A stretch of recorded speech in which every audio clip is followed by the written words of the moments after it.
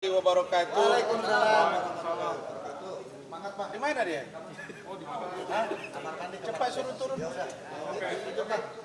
Baik, saudara-saudara sekalian, terima kasih atas kesetiaannya untuk senantiasa mengikuti perkembangan dari saudara Fadel Al-Fajar Bajideh dan keluarga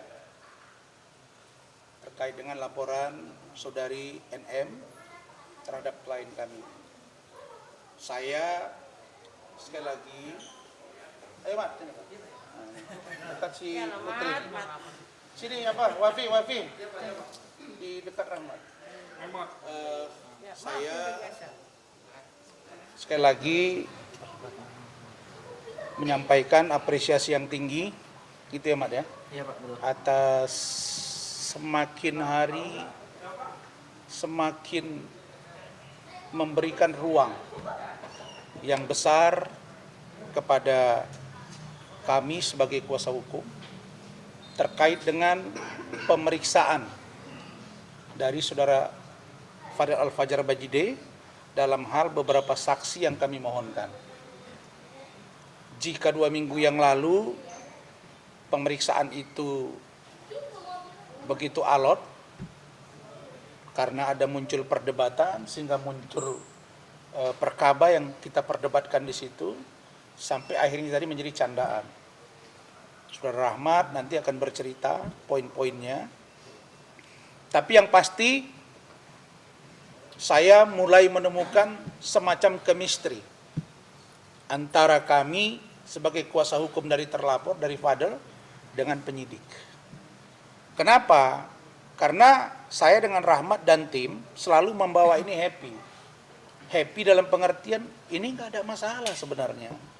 Ini hanya masalah ada pelapor yang dalam tanda kutip mulutnya itu luar biasa tajamnya gitu. Menyenggol semua orang. Nah, jadi kami tadi sudah diberikan hasil BAP atau berita acara pemeriksaan ataupun permintaan keterangan dari Ibu Juliana Fernandes dan saya sudah tanda tangani.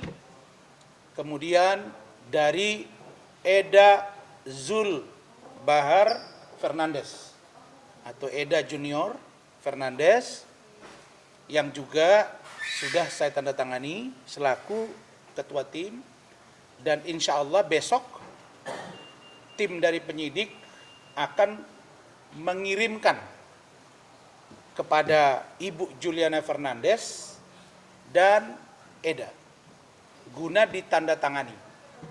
Setelah itu akan dikirimkan lagi ke sini. Artinya kami sebagai kuasa hukum dari Fadel transparan. Penyidik boleh melakukan cross check tentang kebenaran, identiti dan tempat tinggal dari Ibu Juliana dan Eda. Sehingga tadi Rahmat bercanda, "Bu, ayo kita berangkat ke sana, kita ajukan surat." gitu. Oh, udah Bang, saya lebih bagus di Medan aja. Apalagi nanti mau lebaran. Artinya kami mampu meyakinkan penyidik bahwa ini penting. Dan ternyata Eda dengan secara terang menyatakan itu. Nanti biar disampaikan oleh Rahmat. Apa yang dia sampaikan itu. Kemudian tentang pemeriksaan berikutnya. Sekali lagi kami minta agar penyidik juga memeriksa saudara Martin Bajideh. Ya Martin ya. Karena Martin tahu. Kita masih yang disebut dengan saksi itu kan orang yang mengetahui dan atau orang yang mengalami dan atau orang yang menyaksikan. Nah, Martin ini dia tahu, dia mengalami, dia menyaksikan. Pak Umar juga, ya Pak Umar ya. Nah, mungkin Pak Umar diwakilkan ke Bintang. Karena Liliana, dia kan berkebangsaan atau warga negara Inggris ya? Iya, betul. Dan dia akan kembali ke Inggris untuk beberapa waktu karena ini tahun baru. Liliana pun bersedia menjadi saksi begitu. Nah, karena dia bahagian dari saudara Bintang, mereka pacaran dan tunangan dan rencana Januari ini akan dipersunting. Nah, jadi tapi nggak ada hubungannya ya. Jauh sebelum Fadel pacaran dengan Laura, tinggal di Inggris, mereka ini nggak ada hubungannya dengan Liliana. Tadi saya tanya, di mana kamu kenal Bintang? Dia bilang, Bang, waktu itu waktu itu saya dengan Fadel ada buat video di Singapura, di Merlion Park itu, Singapura, kenalanlah dengan Liliana. Jadi dari situ. Jadi nggak ada hubungan hukumnya ya. Nah, supaya terang ini. Nah, jadi setelah selesai ini, kami minta diperiksa Bintang, Martin, guna membuat terangnya peristiwa hukum ini. Setelah itu, sekali lagi saya katakan agar dilakukan gelar perkara khusus. Kenapa penting gelar perkara khusus? Karena disitulah kita akan mengetahui barang bukti yang dimiliki oleh penyidik. Dua alat bukti yang sah secara hukum itu di situ kita tahu. Sehingga kami bisa mengcounter.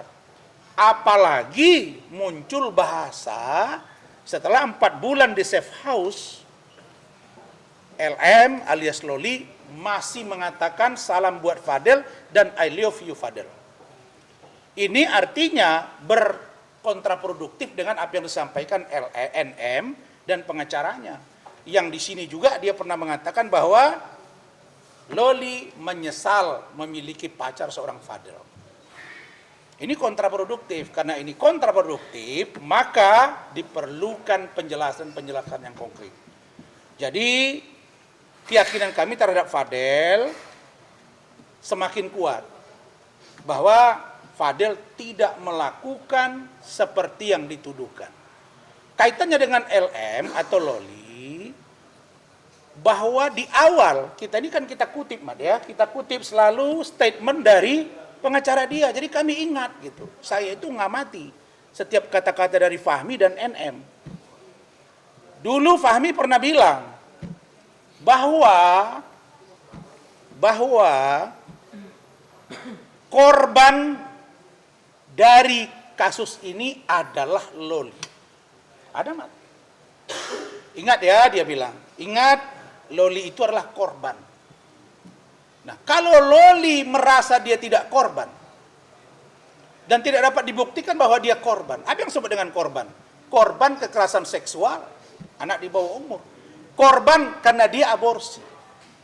Kalau ternyata tidak dapat dibuktikan dia korban, terus yang korbannya siapa? Masa ada tersangka tidak ada korbannya? Tidak bisa. Jadi jangan dipaksa-paksa. Apalagi Polri hari ini semua disikat. Ya, kaitan dengan judul tuh menteri diperiksa. Yang lain juga disikat. Ada 18 orang anggota Polri yang diduga memeras 200 warga negara, 400 warga negara Malaysia diproses. Jadi kami minta agar kasus ini terang benderang. Lihatlah bagaimana Fadel hari ini sudah mulai didekati oleh raja. Mungkin ada yang lain lagi menyusul. Kalau ini selesai sudah. Jadi sekali lagi saya himbau, sudahlah. NM, saya tetap mendukung